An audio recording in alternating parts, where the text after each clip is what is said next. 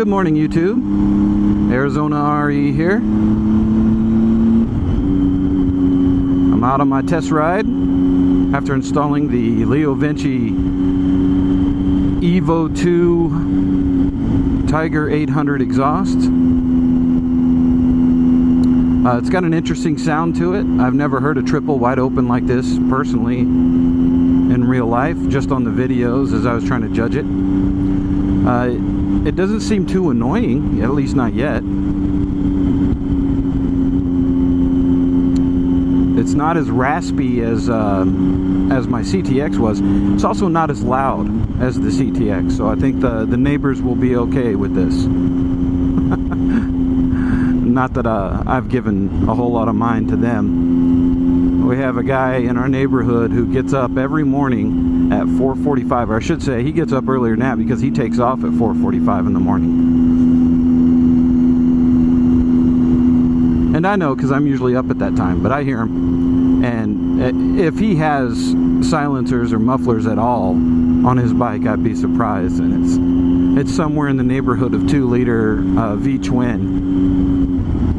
I've seen him riding on it. I never got a good enough look at it, but I'm certain it's not a Harley. But it's still incredibly loud, just wah, and then he chops the throttle in it, and it backfires. And it's every single morning. And so my neighbor's going to do some hate, and they got him to go through first.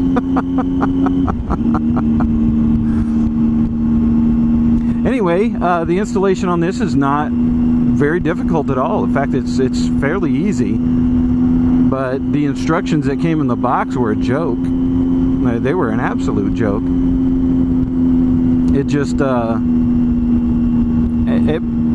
huge packet, but it basically said, hey, look at the picture and install accordingly. So there's a couple things you might need to know to help you with that, and all the videos I saw online, even though it's a simple procedure, I never saw anyone actually installing a catback system on this bike. There was no videos of that. I had plenty of people doing the sound comparisons and all that good stuff, but no one was doing one of those videos, and that's how I gauge whether or not I'm going to do a how-to video, is whether or not there's already enough out there to accomplish it. As far as performance goes, I can't honestly say I feel anything different. You know, if I was trying to be hypercritical and hypersensitive to what the bike is doing, first of all, I haven't known this bike well enough to really tell you accurately, but I might say that the acceleration is a little smoother. Mind you, I haven't flashed it yet. I'll take it in to get it flashed to the Aero tune. But so far, so good. And another thing, too, is listen to this. I get a little bit of sputtering, but nothing like those huge backfires that people were getting online when doing the sound comparison. So I think, and this is just mere speculation, pure speculation, that's all this is, but I think you could get away with not re-flashing this if you didn't want to.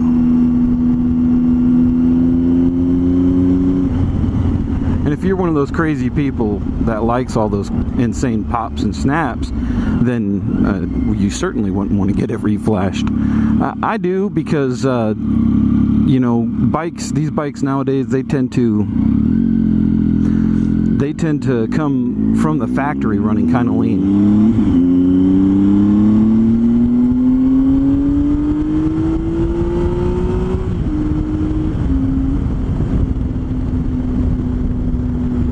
Yeah, well, the bike always gets up and goes, so I don't know that the pipe had anything to do with that. When I say it feels like the accelerator's a little smoother, like it's accelerating a little smoother, that really could just be because I'm kind of twisting into it a little more to hear the exhaust note.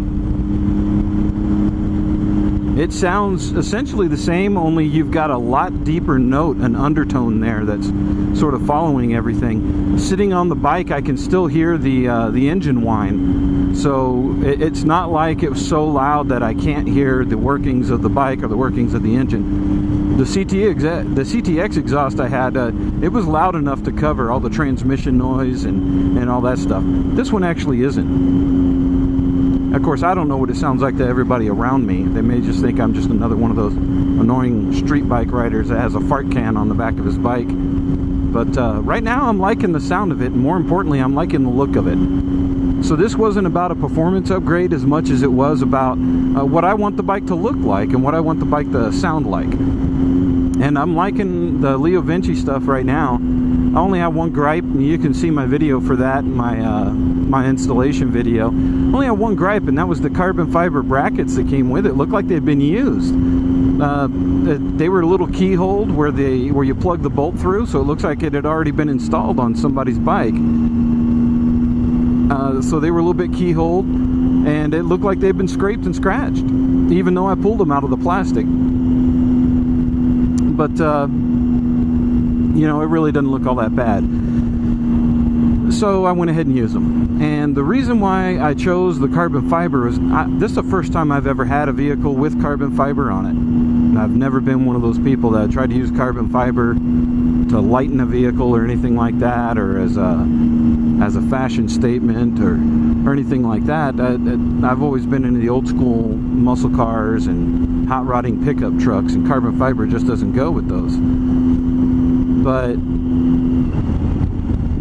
this is my first time dealing with it. The reason why I chose it was, number one, I didn't want a stainless can on the back. I love stainless, and I love the way stainless sounds in an exhaust, so I still have that, but now it's wrapped in carbon.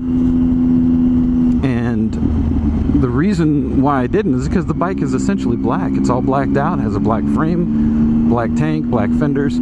So I kind of wanted to keep that dark profile going. But more importantly, whenever I do get some panniers or some hard cans on the side, one of the big concerns out there is always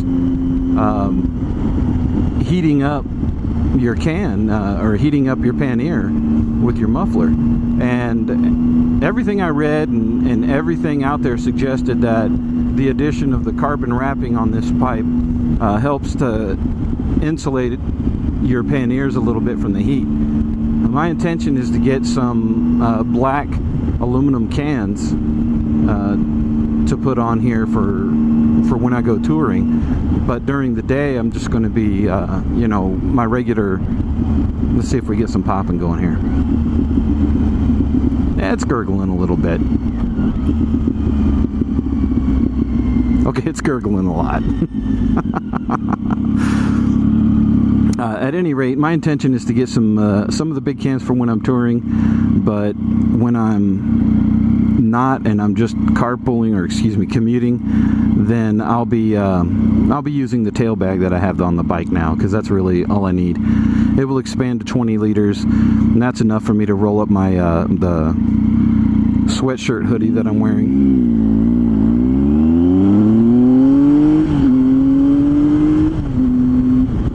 Man, this thing runs like a scalded ape. Holy crap. Nothing to do with the can at all. Everything to do with my wrist. At any rate, yeah, you know, all I need for my local commute is this little tail bag that's on here now. So I'm not gonna ride around like I'm ready to, you know, like I'm Bear Gristle or whatever his name is. Grizzly. I can't remember. The guy that's riding, you know, the adventure guy, the Survivor Man guy that's riding around on he's doing all the adverts for the new Tiger series. Anyhow, you know, I'm not going to be busting through town all rigged out like that, but I will get some of those fancy cans for when I do go touring. All right, folks, I'll let you guys go. Thanks for watching. I know I got the new bike syndrome going right now, so everything's about the Tiger. I'll be back on the infield this weekend, and you guys will certainly get more of it. I'll talk to you soon. Bye-bye.